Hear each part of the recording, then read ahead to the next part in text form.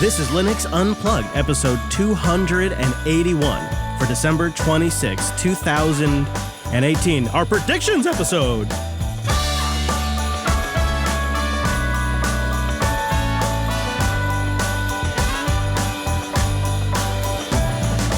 Welcome to Linux Unplugged, your weekly Linux talk show that's going off the unscript today. I don't know. My name is Chris. My name is Wes. And my name is Joe. Hello, gentlemen. Joe, it's great to have you on a special episode. I'll talk a little bit more about what Joe's doing here and what we'll be accomplishing. This is our opportunity to get out our crystal balls and make a prediction about 2019, where things are going in Linux. And maybe my chance to finally dominate the predictions, because we're getting really serious this year. Don't you do this as a living? You should be able to get these things right. That's right. This year, I've watched the news closely, followed the trends and the signals, and I think I've narrowed it down to a bunch of solid wins. And Joe is here to be our ref, to really be the bastard that says, no, you need to be clear about what you're predicting. This needs to be measurable. And Joe's going to hold us accountable this episode to make sure that the predictions that Wes, myself, and the Mumble Room make are easily understandable and easily measurable. So that way, at the end of next year, when we play this back, we can have easy yes or no wins. Yeah, you even need acceptance criteria, tests to evaluate so that you can actually say, yes, did this production happen? Exactly. And it's got nothing to do with me not being able to do any predictions, because I've wasted them all on LAN and late night Linux. Yeah, I suppose. I mean, it might have something to do with that. We do have a predictions episode of Linux Action News about to come out. I just thought that since you correct Chris's grammar so often, you would just be a natural referee. That's true. Well, if anyone was going to call us on our BS, it would be Joe, right? So I felt like Amen. That was sort of perfect. But we will have a predictions episode of Linux Action News with a totally different set of predictions. I was really on my game this year. With it being a full year of Linux Action News, like I've been deep in the news now. Yeah, you're plugged in. You could say I'm unplugged too. And so I've been kind of carefully keeping track all year long. So I really brought my game face.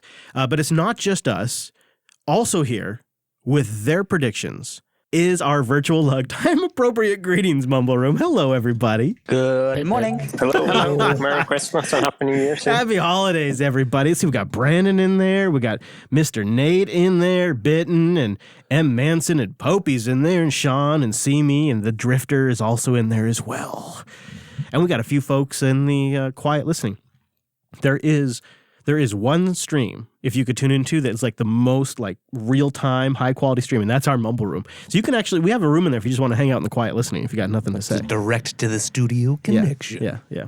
Well, before we start with the show, normally we would have like a pre-show and all that kind of stuff, but we dispensed with all of that because we're not following any formats.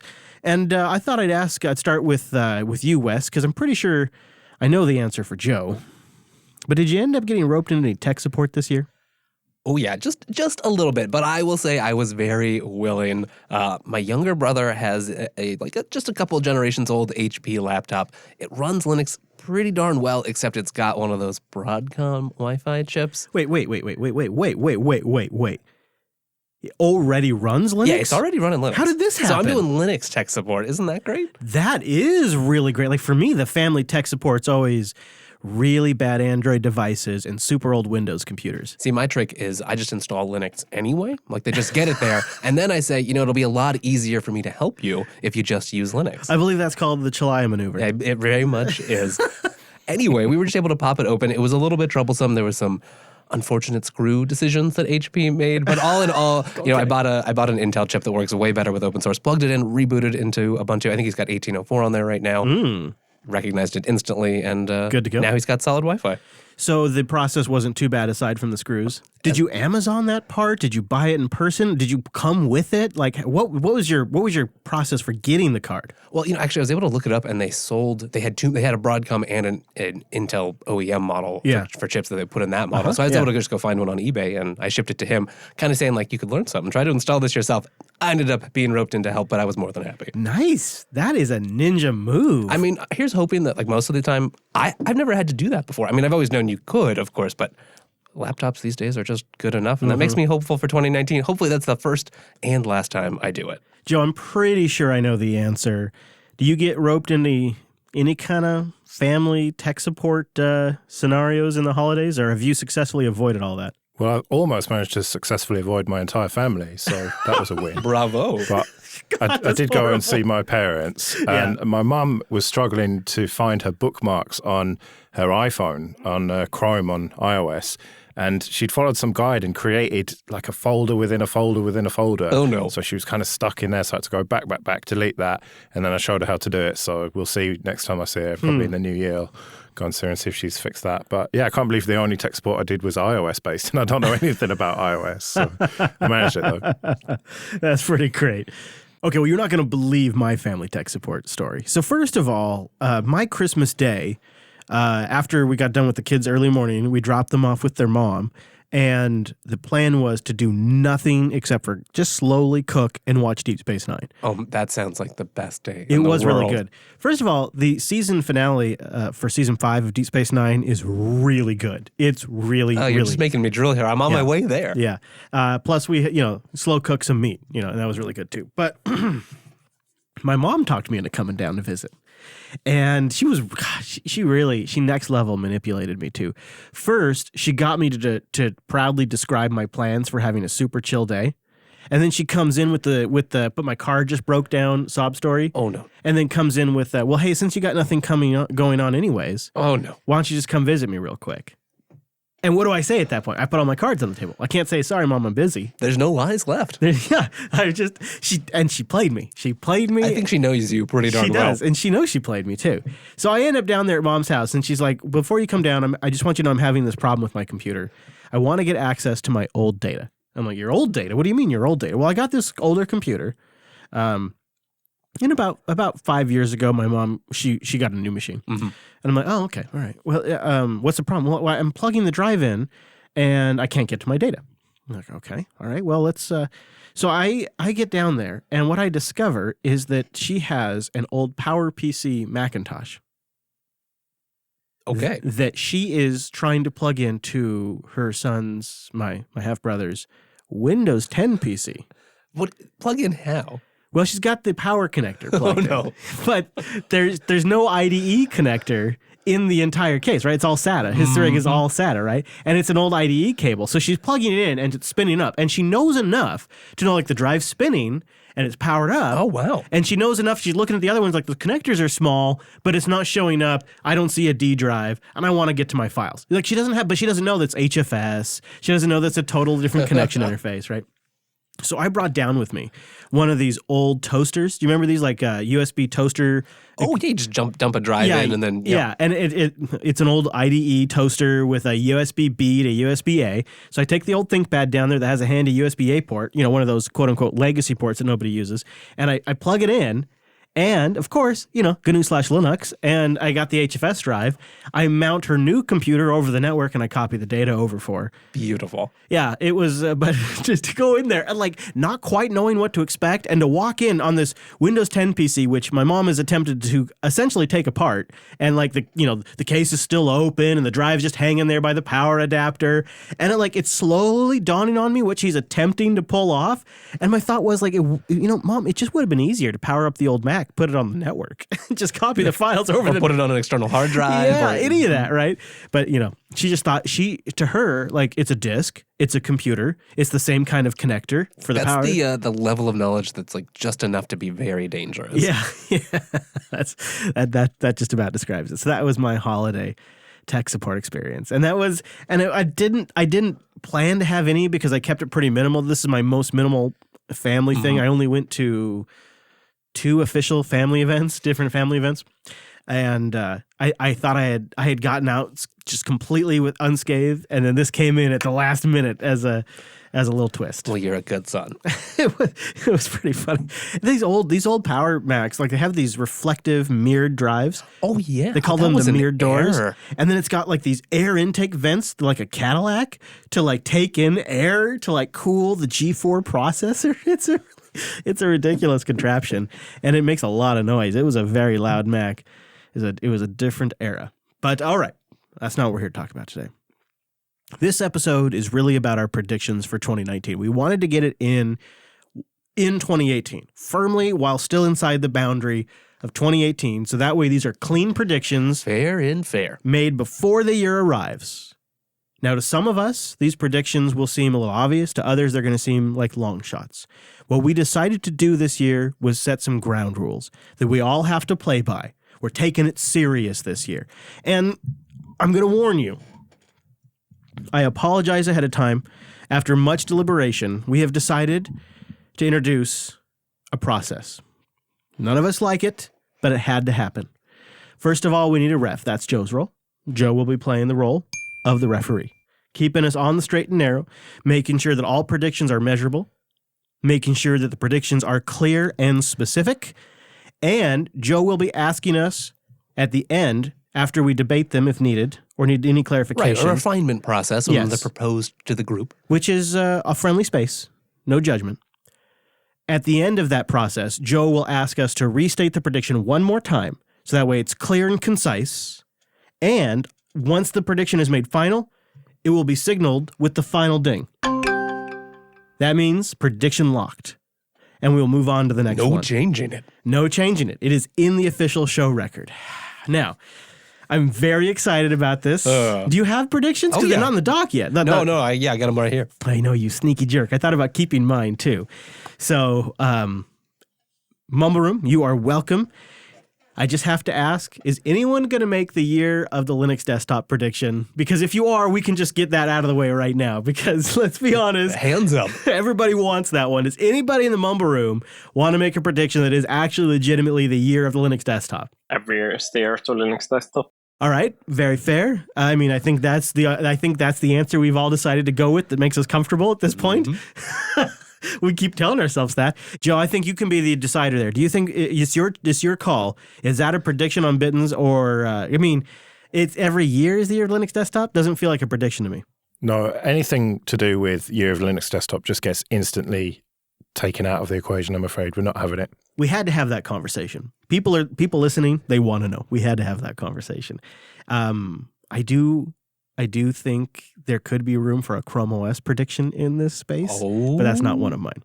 So I think maybe I'll start, and then maybe you can give one. But I thought I'd start with one to help us just warm up, because this is my most vague prediction, and I think we need to kick it around a little bit. But I think this is going to happen, and I don't think you're going to be surprised when I say this. One of my first predictions for 2019 is that dark mode for the web becomes a design trend, and websites start going dark. Is this something universal, or is it a toggle? Is this some sort of universal cookie that gets set and shared? What's my experience in the Do I have to define that? I feel like maybe not. I don't feel like I have to define that, because I think each site could implement it differently. But you just think a lot of sites will have a dark mode, or will be just a dark design. Yeah. I mean, there's several factors at play here. So you've got the fact that dark mode's been an option on Linux forever. You've got commercial desktops that are offering more dark modes now. You've got the fact that OLED screens on mobile devices have significant battery savings when you use dark mode. So there's a lot of pressure mechanisms. The other one that I've noticed is a general user pressure. And you saw me talking to one of the users at System 76 when I've been, as I travel around, Wes, and talk to people, when I travel around and talk to the people, Wes, they tell me about the dark mode for the browser. And I've gotten, this really is true though. I say it like I'm joking, but it is true. I've had different people tell me different types of dark mode extensions for the web browser to make it look good. And I've gone all in. I'm using dark mode on Chrome and Firefox for everything. I have Dark Reader on Chrome, which is great. It's great. It does a great job of making sites that aren't designed for dark mode at least readable. And I think when you combine the fact that users are manually changing the site design, so they're going dark. Yeah, that's right. I mean, dark mode CSS hacks are pretty common. And dark mode is much better if you design for it than if you force it. So websites are going to have that pressure, plus the OLED screens, like I mentioned, plus the fact that commercial desktops are going dark and a lot of the user applications are going dark to complement the change of the desktop. I just think this is going to be a thing. I don't have a definition of how it's going to be implemented, Joe. I defer to your judgment. Well, the referee has to step in here. The first rule is predictions must be measurable. How are we going to measure this? Okay. All right. Fair. That's fair. That's a good question. I think you start seeing major websites go dark. I'm going to say That's still pretty vague. the New what are you York- going to say? okay. Google.com? Is No. that going to go Facebook? dark? Oh, okay. All right. So it's either Google.com or New York Times. One of those goes dark. Okay. How's that? All right, yeah, that's measurable. All right. One of those. All right. Now I'll summarize it up. 2019 will be the year of the web going dark mode, and a major property like Google.com or the New York Times will roll out to fanfare a dark mode. Prediction locked. That felt really good. Nicely done, sir. I thank you. All right, I Wes. really hope that happens also because I also love dark mode. Yeah, I mean, I just think it's great. That's by the way, that was my vaguest, most non-Linux prediction. The rest are all on topic. What do you got? Okay, so I think in 2019, GNOME will have improved enough that you are using it on at least one system by year's end, or used it on a system for like a couple of months. You bastard. Oh man. Okay. I mean, That's fairly measurable. That means that Chris just has to have used it for at least 60 days on one machine in 2019. Yeah. yeah. Yeah. I agree. I hate that. I hate what that says about me, and I hate that I think you're right. I can't really argue with that. I'm trying to think if I could poke any holes in it. Well, my hole that I've got to poke in it is, what if it's just a machine that's tucked off in the corner that hardly ever gets used? Surely it has to be either your ThinkPad or your main workstation or one of the OBS machine or something like that. And it can't just be like for a couple of weeks, even if it's like 3 weeks for a review, and then I switch off of it. No, Right. it's got to be you using it personally to get work done. Yeah. Okay. All right. So I think, all right. I don't think I can poke any holes in that. Do you want to restate it in the final summary?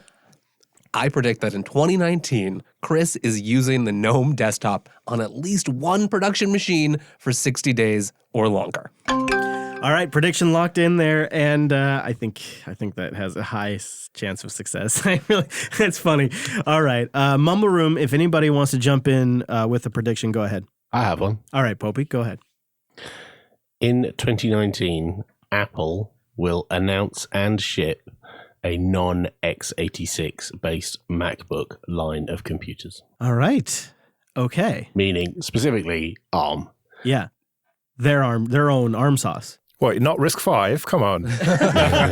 I was going to leave the door open for RISC-V, but then I thought, no, that's just ludicrous. Huh. So you think so, huh? And how would you see that? Would you see that as more like the bottom of the consumer line, or do you see that as like the Mac Pro that's supposedly going to ship? I see it. The new MacBook Air that has amazing battery life, and we've taken everything we've learned from making amazing ARM processors in phones and tablets over all the years, and we've baked that into this device that is lightweight, silent, and long battery life. All those kind of things that people ask for from a MacBook Air, and it will have all the usual display and the connectivity and all that kind of stuff. And it's still running OS X. Yes, it'll run OS X, but the key thing that relates it to Linux is it will make it much harder for us to run Linux on that device. Right. Sorry, if I'm being the referee here, I have to correct you. It's Mac OS, not OS X. Oh, yes, you're right. You're right. Thank you. Thank you, referee. You're right. You're Very, right. very Yeah. That's what I was wondering, is how compatible will these be with Linux? And I'll tell you, we already have some insights, and it is not very, because the T2 chip, everybody's been talking about with the Mac Mini and the other devices, the drives simply do not show up for Linux because Linux has no software support in any regards for that SATA controller. The T2 chip that controls Touch ID or the Touch Bar if your Mac has one is also the SATA controller for those NVMe drives that are in the MacBook Pro. And Linux has no drivers, and Apple will not be writing any drivers for Linux. Why would they? And if Popey's prediction is to come true, it is the expansion of this T2 platform, perhaps they'll call it the T3 platform or something like that, that will consume and replace the Intel chip. They'll just grow the existing ARM board that's already based on one of their A-series processors running an isolated version of iOS with a secure enclave. They'll just grow that out to be a larger motherboard, or a logic board as they call it, and it could even ship with a low-end Intel mobile processor that could be spun up on demand to run applications in compatibility mode. Absolutely, right. It could be... I mean, I don't think it's ideological. They just want, they have their own design goals, and they're going to use whatever tech they can to meet them. I don't think the board even needs to be that much bigger to go in a laptop. I mean, if you look at the size of MacBook Air logic boards. They're pretty tiny. And there's the associated circuitry for charging and the I/O and stuff like that. But there's not actually a lot different between an iPhone, an iPad, and a laptop in Apple's eyes internally, other than a giant battery and a massive screen. Yeah, I don't really mean in size. I mean in functionality. And I think you could achieve it with something that is comparable to what the iPad Pro does today.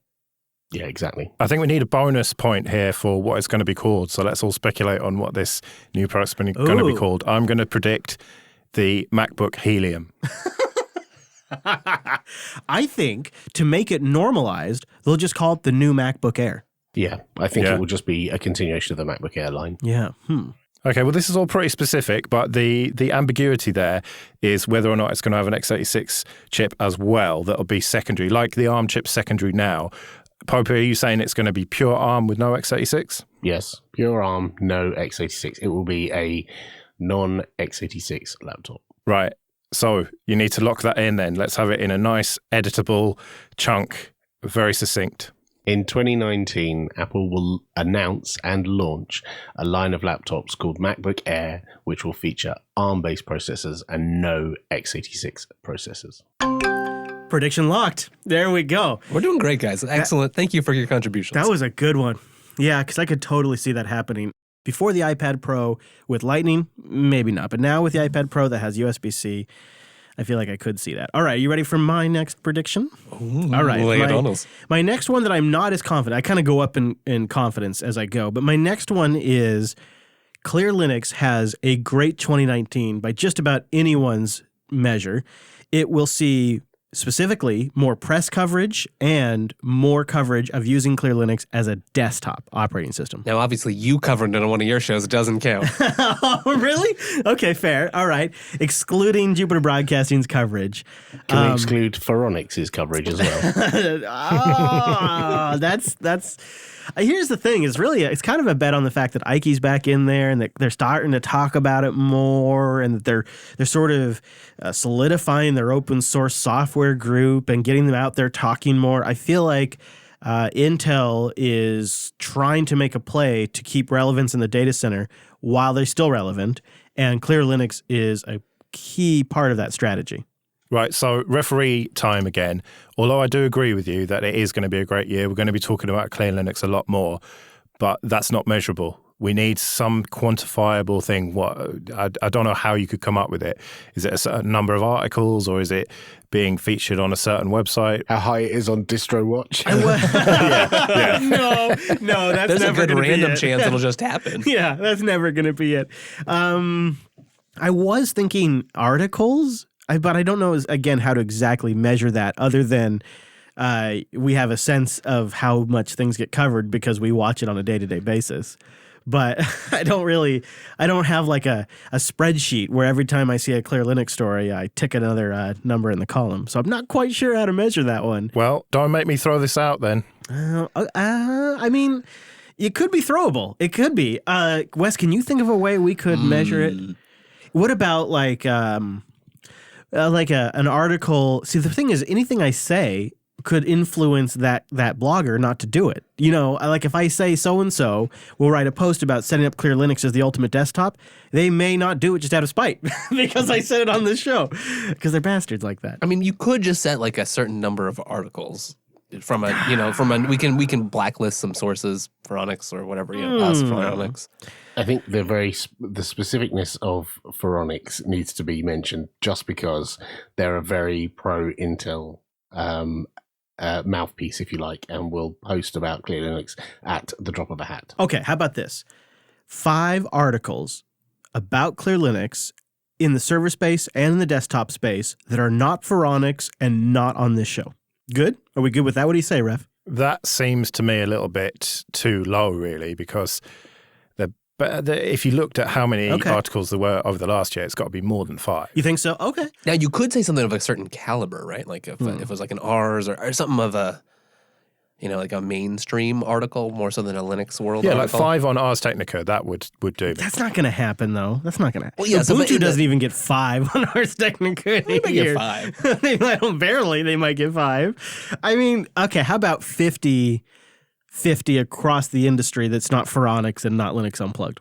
Yeah, that's going to be pretty hard to try and count up, though, isn't it? It's going to be easier if you just say 3 on ours or something. Yeah, I know. I'm. What can I say? I'm bullish. I'm bullish on Intel. I'm bullish on Clear Linux.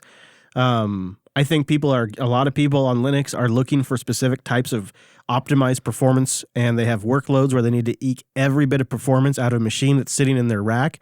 And when you've got the manufacturer of a CPU that's making a Linux distribution where they say they're building every bit of software in the entire stack optimized for their processors, that might sell. We could make a little like a Slack channel or something. Every article we see about it, we just post it in there and go back next year. I'm going to have to start keeping track after this. This is one of those predictions that's going to make a year's You worth made of work for yourself. Damn it. Yeah, I'm not counting this up, so it's on you. All right, I'll keep track. So are we good with 50? What do you say? Yeah, all right. And I'm going for articles that are talking about using Clear Linux or talking about using it for the desktop or talking about why it's great for containers or great for machine learning, like articles that are very, like, hey, check out this up and coming distro that you don't know about that we've all been talking about for years now. Do they count if it's a huge vulnerability in it? Yes. Yeah, if it gets coverage, that means it's of an industry importance that it gets mentioned. Yeah. All right. I think you better lock it in then. All right. So, in summary, 2019 will see 50 publications about Clear Linux. The Clear Linux hype will grow, excluding articles from Phoronix and coverage from Linux Unplugged. Prediction locked. Nicely done. You guys made me work for that one. That's what the rules are about. All right, Wes. So we'll go to the Mumble Room after you, but I want to get one more of yours on the record, Wes Payne. Okay, so this one we'll need some help cleaning up as well. In 2019, Red Hat drops either just explicitly or by key people leaving support for one major component of the free desktop. Wow. I think we need some examples of the components here. And that's where we need some help cleaning it up. Okay, so specifically, you're thinking of major components like Pulse Audio or Bolt or Network Manager or something in the GNOME stack. Mm-hmm. Something that we would be like, oh. Boy, I got to tell you, that makes me very uncomfortable when you say that. I'm not happy saying that. I don't know. If it happens, I want credit. Oh, okay.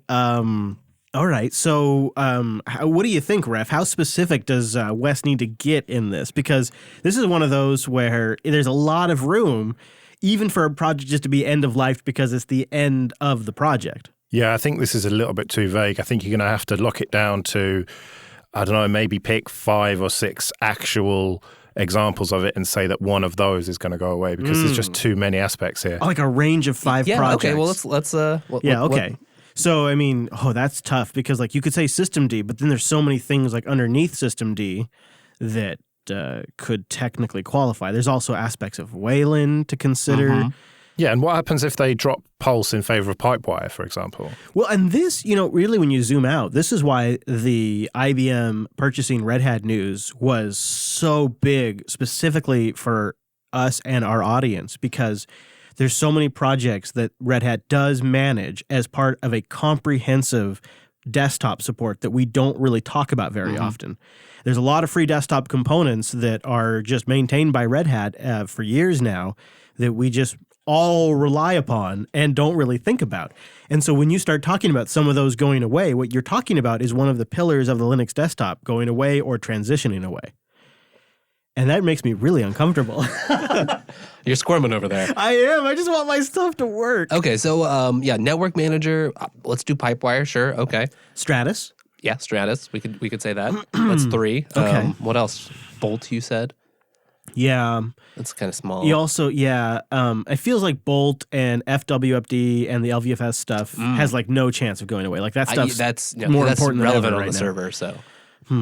Yeah, really desktop focused things is really what I'm thinking. Okay, Ref. Okay, I got a suggestion, but it's not exactly what he's going for. What about punting GTK4 for another year? Does that qualify? Possibly, yeah. Possibly. That seems reasonable. So that could be your last one. Is nothing happens in that department for another year. Mm-hmm. What about tying in with your other one, kind of hedging your bets and saying that they completely drop GNOME and go for Plasma? Nah, I don't. I feel like that has a momentum on GNOME is better than ever right now. Yeah. So I feel like it's got a better shot than ever right now. I don't know, Wes. So all right, you got to come up with a 5. You got to come up with all 5. So we've got, what do we have so far? We've got Network Manager. Mm-hmm. We've got Pipewire. Yep. We've got Stratus. Yep. We've got, I don't know about Bolt, but that's the 4th one. And then the 5th one is GTK4 doesn't ship. Okay, so you ready to lock it in then, Wes? All right, I predict in 2019, Red Hat drops support, either just explicitly or key people leave for one of these projects. Network Manager, Pipewire, Stratus, Bolt, or they just sort of delay any work on GTK4. It just doesn't ship. In 2019. In 2019. That's I'm gonna lock one it. of those things. I mean, I'm not happy. I'm not happy to say it. Okay. It's locked in. Whew, that was rough. Mumble Room, you got one that we can shift gears to? Anybody else have a prediction? Something happier. I've got one. I predict sometime in 2019, a major piece of enterprise software will be ported to Ubuntu 18.04, such as SAP or Active Directory. Ooh. Active Directory for Linux. That would be massive. Microsoft SQL Server is available on Linux now, so I predict if it is ported to 18.04, there is a 50-50 chance it will be distributed as a snap. Whoa. Oh! Going for a bonus point there. What do you say, Ref? Is this allowed? Yeah, well, I was going to say the snap thing. Popey, you can probably tell us whether this is going to come true or not already. But I guess your lips are sealed on this one. Yeah, that would have to be Keep in it the clean. works. Keep it clean. Suddenly Mumble's not working for him. Oh, weird. Strange. He's having connection issues. He can't comment on it. Oh, no. No, you're Oh, dear. fine. You're fine. We're just kidding. It's fine. But yeah, that's a pretty good one, I got to say. All right. As someone who used to work on SAP, that's a super interesting one to pick. Like, I mean, if you're going to explicitly put that in your prediction, that's an interesting one to pick. But Well, if you're not, it's and one you're of just the few- talking about something of the size and order of Yeah, magnitude. of SAP. I'm just using SAP as an example because that's a really big piece of enterprise software I'm using as an example because that's the kind of scale that I'm talking about of large enterprise applications. I don't know. I think maybe you ought to name a couple. I think Yeah. you should go on the record. What do you think, Ref? Yeah, I think so. I think we're going to have some names of applications here.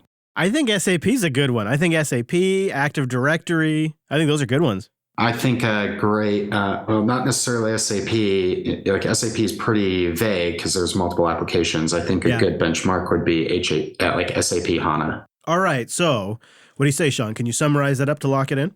I predict at some point in 2019, a major piece of enterprise software such as SAP for HANA or Active Directory will be ported to Ubuntu 18.04. And if such a thing is done, I predict a 50% chance that it will be distributed as a snap. I like that. That is locked in. That's a good one. I'm surprised, I was trying to think of some enterprise ones specifically to, because a lot of times on this show we focus on the desktop, but no one's joking. Like we all understand, like the enterprise is way, way, way bigger for Linux, and we should be talking more about it than we do, but it's more fun to talk about this That's stuff. right. I predict that in 2019, all virtualized guests will be utilizing encrypted memory. Oh, that'd be nice to see, but quite the performance hit. Do you think people would really want to do that at scale? I think so. Oh, and I think that what they're going to do is integrate hardware solutions as part of that encryption. What do you think, Wes? Could you see that? Could be a feature for sure. Like the premier cloud providers roll it out first. I mean, yeah, I guess it's the percentage, right? That's the question. I could definitely see it increasing and would like to. Yeah, that's a good point. How much of a market domination are you talking about here? Ooh, that's a good question. I'm going to say at least a 15 to 20% adoption. I would go more, but I want to be conservative. What do you think, Ref? Is that enough to really say it's a clear win or not? Well, I think that if you're going to put a percentage on it, then that's something we can measure. So that's fair enough. Okay, all right.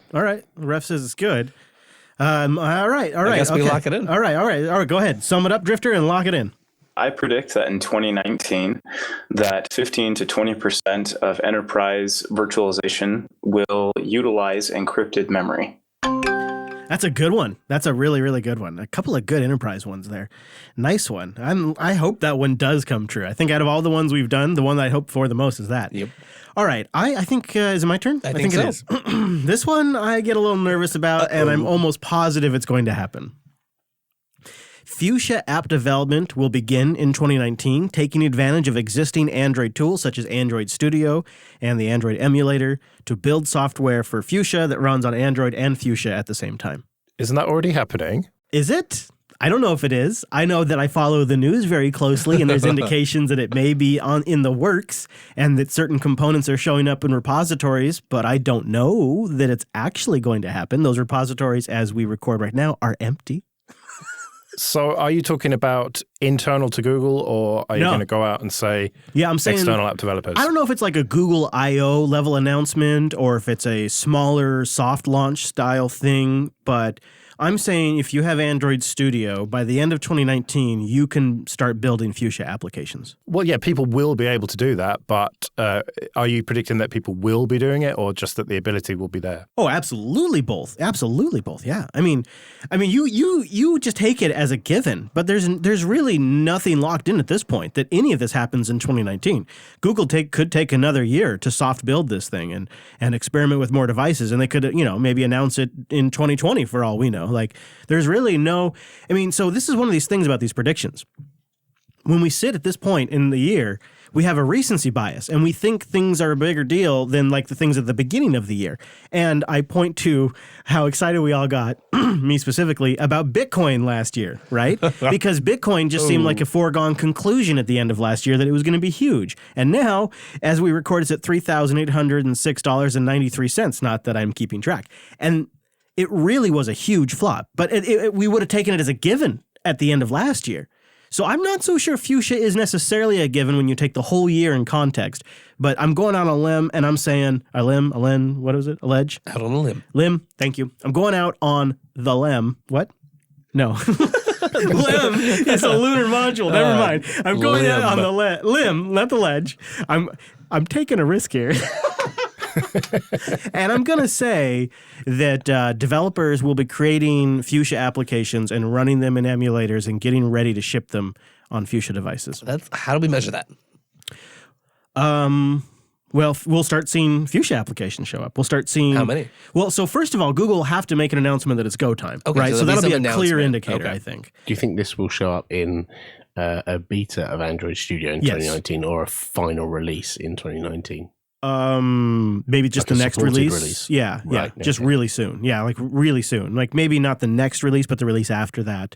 I think the first way it'll show up is you'll have the Fuchsia emulator, which will be like a generic Google device that runs Fuchsia that you can run your application on to make sure that if you're writing an Android application that's going to run on Fuchsia, that everything's solid. That'll be how it first rolls out. And that'll be, I would think, around Google I.O., but who knows? Okay, so we need to be specific here. Are you going to say a third-party developer will release an app for Fuchsia? And if so, are you going to go so far as to say what that might be or who it might be? Are you going to say like Facebook Messenger or something like that maybe? Oh, here's the problem. I'm not saying Fuchsia devices are shipping in 2019. I'm not saying that. So there may be zero reason, really. There may be no reason for a developer to ship this Fuchsia application because there's no device. But what you'll be able to start doing is making sure that the Android applications you're building run okay on Fuchsia. Just like you can run Android applications on some Chromebooks right now, you'll be able to run Android applications on Fuchsia devices, and that's what developers will be testing. Now, how do I lock that in? Because the first application is going to be a fart app. I hope so. That would be such a great bonus prediction. Somebody in the audience, please make that happen. That would be so great. Okay, here's what I'm thinking I could lock in is Google will announce that you can start testing Android devices in the Fuchsia emulator. Yeah. Is that fair? That seems like definitely going to happen. And that is testable and measurable. So, yeah, I think you could lock that in if you wanted to, but you're definitely going to win. Really? You think so? See, I feel like that's recency bias. See, I go back to the Bitcoin thing. Like, it seems like a definite now, but a lot can happen in a year. And this could never really come to, fruition. Like, it just might not happen. You seem skeptical. I mean, it seems like they're kind of bullish on it, but you're right. There is a recency bias. It's ready. It's here. I guess lock it in. All right. Okay, here we go. To lock it in 2019, Google will announce that you can start testing your Android applications on Fuchsia using their handy generic emulator. And I don't know what that means for Android and then eventually Google's long-term commitments and contributions to the Linux kernel. Like, I don't know what that means. We'll see. I guess we just wait and see. All right, Mr. Payne, how are you feeling about your next one? Yeah, you ready? okay. Yeah. Mm-hmm. All right, let's go. I'm going to say that in 2019, Bcache FS is mainlined. Ooh, that's a good one. That's easily measurable too, don't you think, Rev? That's pretty clear. Well, mainlined in a kernel that we can actually use, or is it going to be in an RC or what? Hey, will it ship Yeah, I'm in going a to say it's distro? going to be. I'm going to say it's going to be in Linus's tree. Okay, Linus's tree, but will it be like in Ubuntu or in like a Fedora? Is it going to be in a distro, or are you just saying? I don't know, but I think it'll be. Yeah, I think it'll be in Linus's tree. I don't know about the distro part. Okay. Will it at least be in Arch? Yeah, it'll be an Arch. Okay, It sure. already is. Yes. So. That's pretty good. I really can't argue with pretty much any of that. I think you could. I think. Okay, I think you could sum it up and lock it in. Ref, it's your call. I think that's pretty good, though. Yeah, I think that, lock it in. In 2019, Bcache FS will enter the mainline kernel and be shipped in a distribution like Arch. I really hope that comes to fruition. I have no idea if it will, but hey, we'll see. I am a big fan of that file system. Watch it, and I am a patron of. Is it Ken? Right? Kent Overstreet. Yeah, indeed. Ken. Yes, Ken. I have a last one. All right, Mr. Drifter, take it away. Okay, in 2019, at the end, when Microsoft will begin discussions with TPG in purchasing SUSE. Huh. Interesting. Again, they're going to get acquired. You know, I was listening to Late Night Linux, the one that came out this week, and I was thinking to myself, is SUSE going to get bought again this year? And I rolled it around in my head, and I didn't really think of a buyer because they're really focused on a market outside the U.S. And so Microsoft didn't land on that for me, Drifter. What makes you think Microsoft over, say, maybe making a significant investment in, say, Canonical? So the reason that I think that is because SUSE and Windows have kind of been a thing. Like back when it was Novell, they kind of had an agreement with different things. Okay. I was talking with Stitch in the chat room about Active Directory services, and I happen to know a guy who happens to be working on an Active Directory integration with Yast. So it would make sense. I think that that Windows will buy it because, like he was mentioning, it makes sense in the long term for Microsoft to basically make Windows a skin for a Linux distribution. And so, yeah, I've seen that prediction float around on the internet a couple of times this year that Microsoft will ship a desktop environment on Linux. I think your prediction's pretty solid. I'll let the ref make the final call, but what do you think? Do you think we're ready to go with Microsoft buys SUSE, Ref? Yep. All right, lock it in, Drifter. I think that in 2019, SUSE and TPG in specific will begin discussion with Microsoft and the purchase of SUSE. All right. So they won't necessarily finish the acquisition or it won't be finalized. But like a purchase is announced. Yeah. Right. And the reason I say that is because, I mean, like it's been discussed, it's kind of already been purchased by TPG. They might have to wait a bit to see if it's worth it, you know? Yeah. They're probably still working the books out on that. All right. So we'll go to Brandon next and then Popey after Brandon. So Brandon, you have a prediction that involves Dell. Yeah, so in 2019, I predict that Dell Technologies or one of its subsidiaries like VMware will purchase SUSE. Okay. All right. You could have just hit the lock-in sound straight away on that. Almost, right? Like I was just trying to think like anything I can poke on that. And I don't think so. And I think that makes more sense than Microsoft too, if you think about it. I have a few reasonings for that. right. So Okay. SUSE has some overlapping products with VMware that are actually, like specifically with Pivotal, I think are superior. Like the way they handle cloud, SUSE handles Cloud Foundry is a little bit better than the way Pivotal handles Cloud Foundry, and they created it. And also operating systems become the most relevant thing. And VMware doesn't have an operating system. And there was a lot of rumors that years ago that VMware was going to acquire Novell. And I think it just makes sense that they'll buy it. That's pretty solid. Yeah. That's a pretty Plenty of solid. enterprise play there. Yeah, and EMC. SUSE has been making a lot of noise about their Kubernetes offering, and any company that gets involved in that usually helps the stock price. So, Brandon, I think that's pretty great. I think I agree with Joe. Go ahead and lock that in. In 2019, SUSE will be acquired by Dell Technologies or one of its subsidiaries like VMware. That's pretty solid. That would be also one of the best news stories It would of be the really year good, because it'd yeah. be so much fun to talk about SUSE getting sold again. We could just have a party about it, like a SUSE sale party. If that happens, we're having a barbecue. I say it right now. All right, Mr. Popey, I'd love to hear your next prediction for 2019. Okay.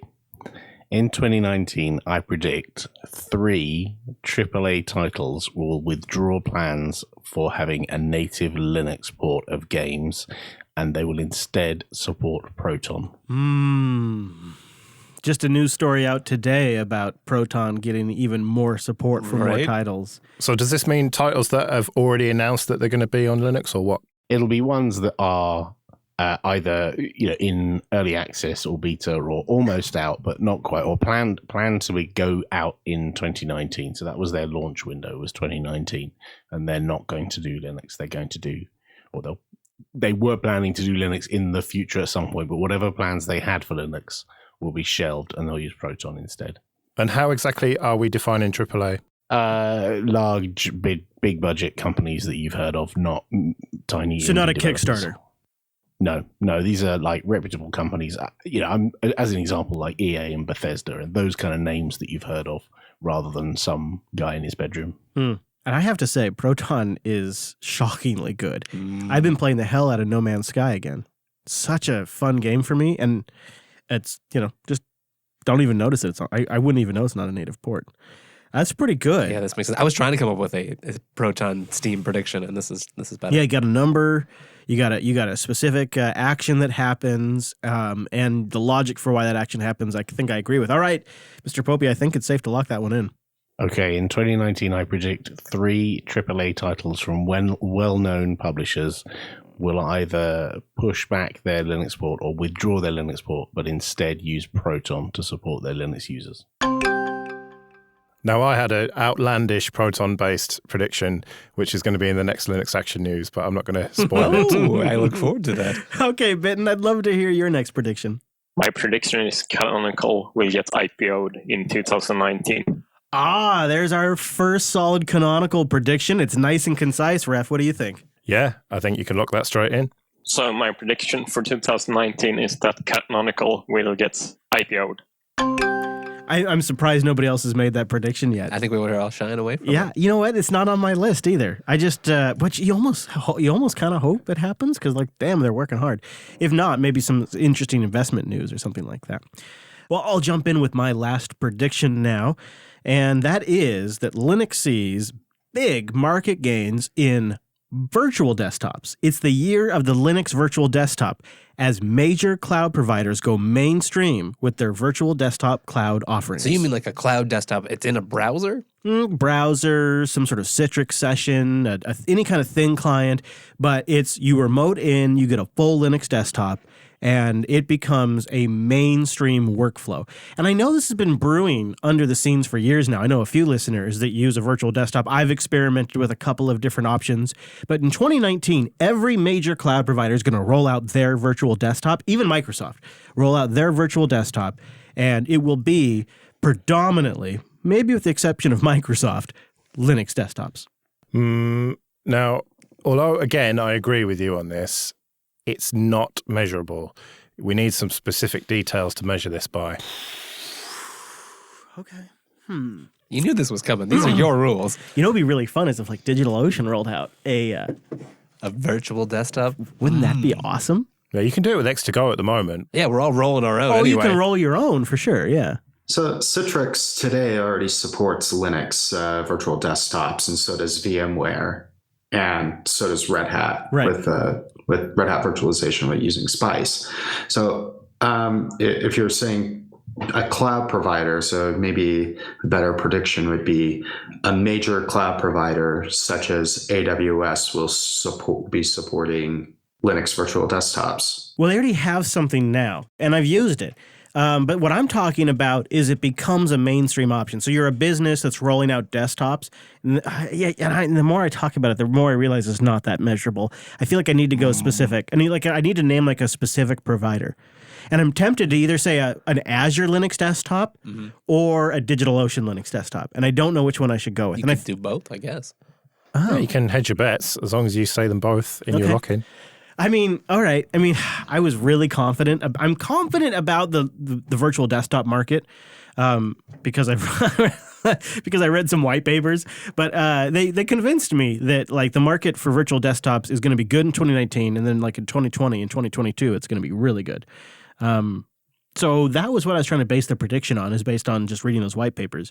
But what I will say is just to make it spicy and to get the approval of the referee. This is why we got to have a referee, really, right? Yes, it is. I would have tried to squeak this one in, and nobody would have called me on it. But to be specific, I'm going to say DigitalOcean and Azure. Are you good with that? If I say DigitalOcean or Azure launches a virtual desktop that runs Linux? Yeah, you can say and or. It's up to you. I'd say or to hedge your bets. All right. Okay. All right. Thank you. All right. Okay, here we go. I will say this then. My prediction is in 2019, Microsoft Azure or DigitalOcean launches a Linux-based virtual desktop. That's the one I'm probably the least confident about now. And that was that general trend is the one I'm the most confident about. So that's kind of funny. That's difficult, right? All right, Mr. Payne. I think you have one more, don't you? I do. Okay. All right. I predict that in 2019, a compiled ZFS module is shipped by another distro outside of Ubuntu. Ooh, especially with them rebasing a lot of the stuff on ZFS for Linux now. So it's like it's the mainstream version of ZFS. Seems like there's some steam. I don't know if it's going to happen. I would love it. Damn. I can't believe I didn't think of that one. That's good. So like Debian would count, or SUSE. Well, SUSE is not going to do it. That's ridiculous. Yeah, you can't just say a distro because that could be anything. That could be just some random respin of Ubuntu or whatever. We need some specifics. I think you need a short list of distros that count. Or what about like just saying Ubuntu and Ubuntu derivatives don't count? Would that be fair?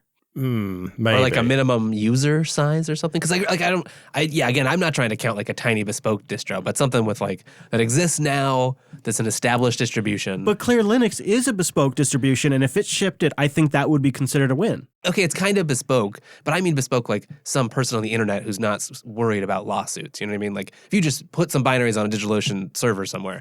That's not what I'm saying. Okay. Intel's behind Clear Linux. Right. Okay.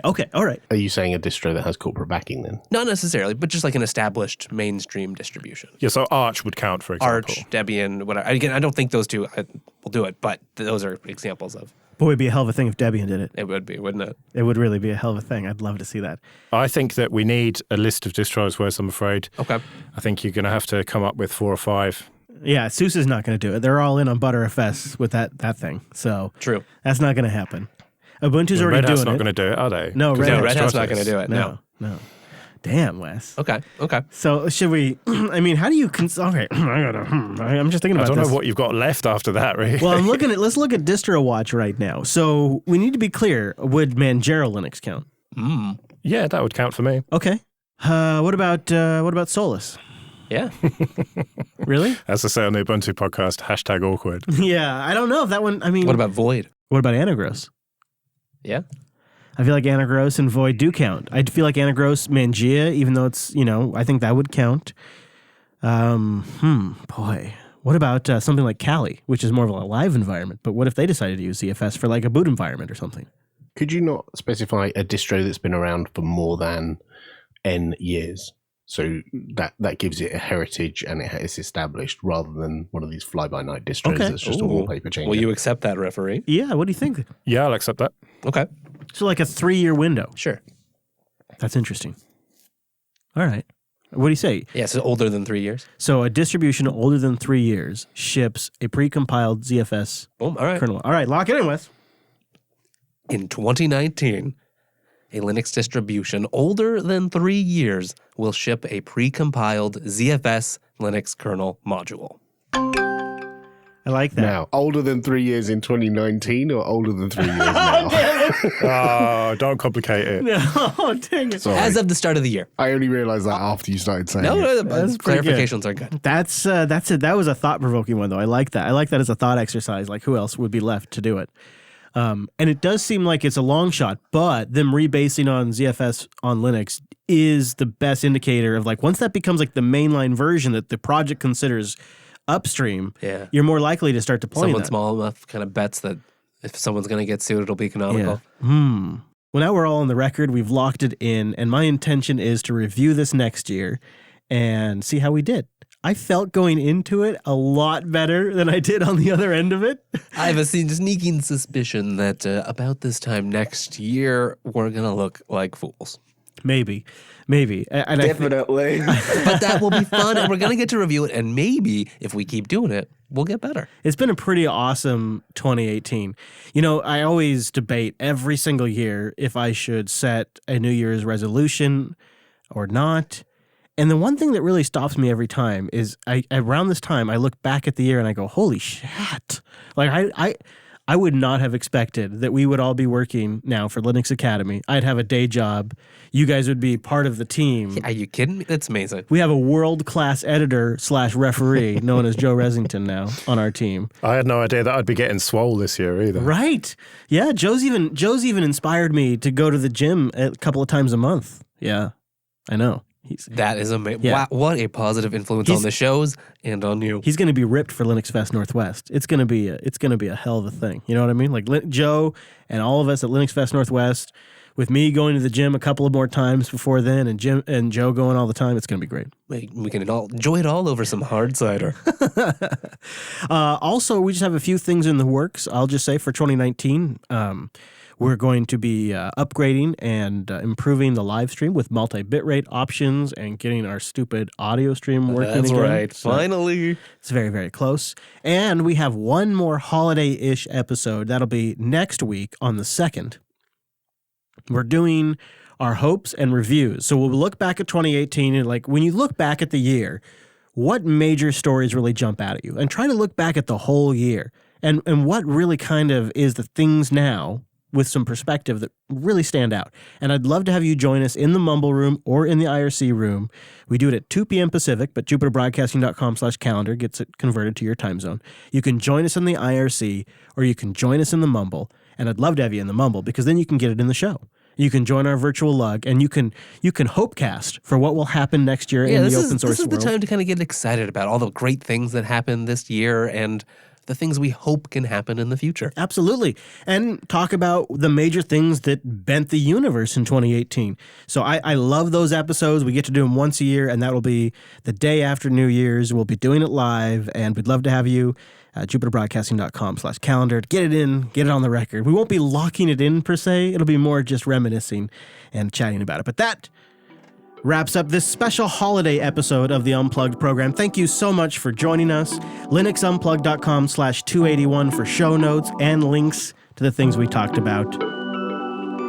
See you back here Next week. Woo! Next Tuesday. Is it Tuesday? No, is it Wednesday? I don't know. We should know this. Oh God!